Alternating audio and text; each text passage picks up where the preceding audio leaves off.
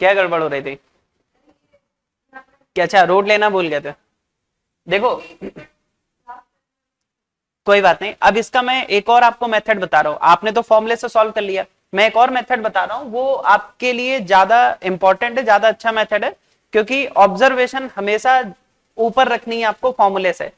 ठीक है, अगर आप ऑब्जर्वेशन के थ्रू आंसर ला पा रहे हो तो वो ज्यादा बेटर होता है, क्योंकि एग्जाम में थोड़ा सा ब्रेन उस तरह से काम करता है। अच्छा आप देखो इसमें क्या बोला गया है, sum of two unit vectors is also a unit vector.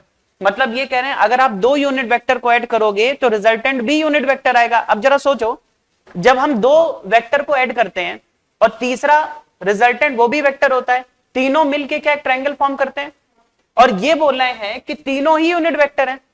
मतलब दोनों तो यूनिट वेक्टर हैं ही और उनका रिजल्टेंट भी यूनिट वेक्टर है। मतलब कि तीनों के मैग्नीट्यूड क्या है, 1 1 1। तो ट्रायंगल कौन सा बना, इक्विलेटरल। नहीं नहीं अभी नहीं, एक एक स्टेप समझो, ये इक्विलेटरल ट्रायंगल बन गया। मतलब ऐसा कुछ देखो, समझना मैं क्या बोल रहा हूं आपसे, कि हमारे पास यहां पर दो यूनिट वेक्टर है जिनका सम एक यूनिट वेक्टर है। अगर तीनों के मैग्नीट्यूड 1 है, जैसे कि मान लो मैंने बोला कि भाई ये मेरे पास आ गया ए वेक्टर, ठीक है, ज्यादा अच्छा रहेगा अगर मैं इसको ए कैप लिखूं। ठीक, दूसरा यूनिट वेक्टर है जो मैंने इसमें ऐड किया है वो है बी कैप। तो इसका मैग्नीट्यूड 1, इसका मैग्नीट्यूड 1, और जो रिजल्टेंट हमारे पास आया वो तो ये आया ना, यहां से स्टार्ट होके यहां पर एंड हुआ, ये मान लो आ गया आर वेक्टर। इसको भी आप आर कैप लिख दो। ये भी 1, ये भी 1, ये भी 1। क्यों? क्योंकि यूनिट वेक्टर वो है जिसका मैग्नीट्यूड क्या होता है, 1 होता है। तो जब हमने दो यूनिट वेक्टर को ऐड किया तो रिजल्टेंट भी हमारे पास यूनिट वेक्टर आया, मतलब कि सबके सब मैग्नीट्यूड 1 के हैं। क्या यहां तक बात क्लियर है? इसका मतलब ये बन गया इक्विलेटरल ट्रायंगल। और इक्विलेटरल ट्रायंगल की खासियत क्या है कि अंदर के सभी एंगल क्या होंगे, 60 60 60। बोलो यहां तक सही है?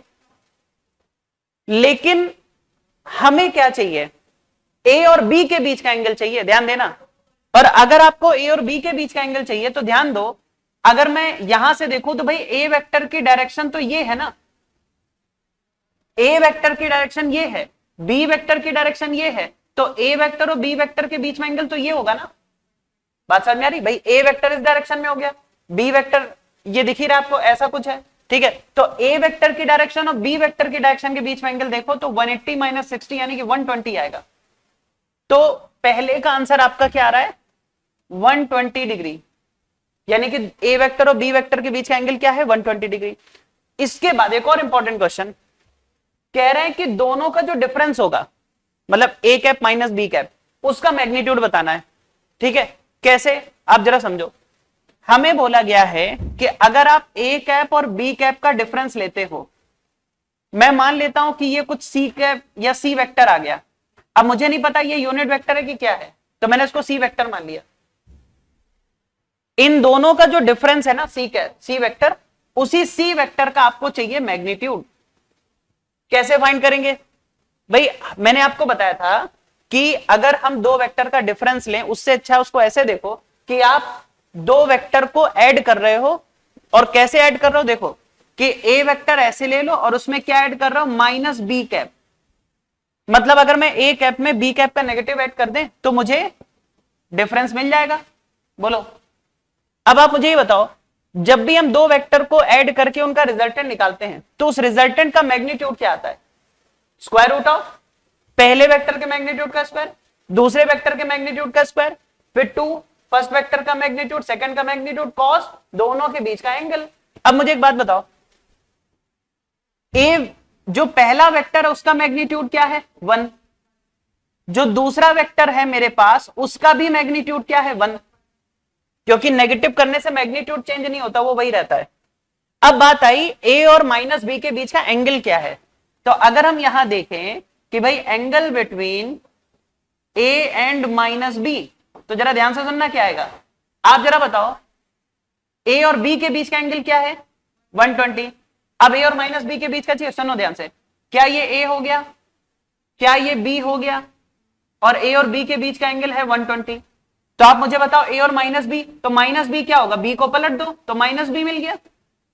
भाई बी को पलट दिया माइनस बी आ गया। अब ए और माइनस बी के बीच का एंगल तो 60 हुआ ना, हुआ कि नहीं हुआ? तो ए और माइनस बी के बीच का एंगल 60 आ गया। अब फटाफट आंसर आ जाएगा। बताओ, अगर मुझे सी का मैग्नीट्यूड चाहिए तो मैं क्या लिखूंगा, स्क्वायर रूट ऑफ पहले वेक्टर का मैग्नीट्यूड का स्क्वायर, दूसरे वेक्टर का मैग्नीट्यूड का स्क्वायर प्लस 2 पहले वेक्टर का मैग्नीट्यूड, दूसरे वेक्टर का मैग्नीट्यूड, कॉस दोनों के बीच का एंगल। तो मैं इसको ऐसे लिखूंगा 1 स्क्वायर प्लस 2 1 इंटू 1 और कॉस दोनों के बीच का एंगल कितना है 60। अब ये बताओ, ये 1 हो गया, ये 1 हो गया, ये 1/2 है, 2 से 2 कैंसिल, 1 आया, 1 1 1 कितना हो गया, √3 हो गया। यानी कि जो वेक्टर सी है उसका मैग्नीट्यूड आपको कितना मिलेगा, √3। आपका बिल्कुल करेक्ट आंसर, लेकिन अप्रोच में थोड़ा डिफरेंस है। ठीक है, जैसे यहां पर आप फॉर्मूला लगा के आंसर एंगल निकाल रहे हो, मैं इसी को डायग्राम के थ्रू या वैसे देख रहा हूं। ठीक है, बस इतना अंतर है। तो आप ये भी मेथड नोट कर लो। ठीक है।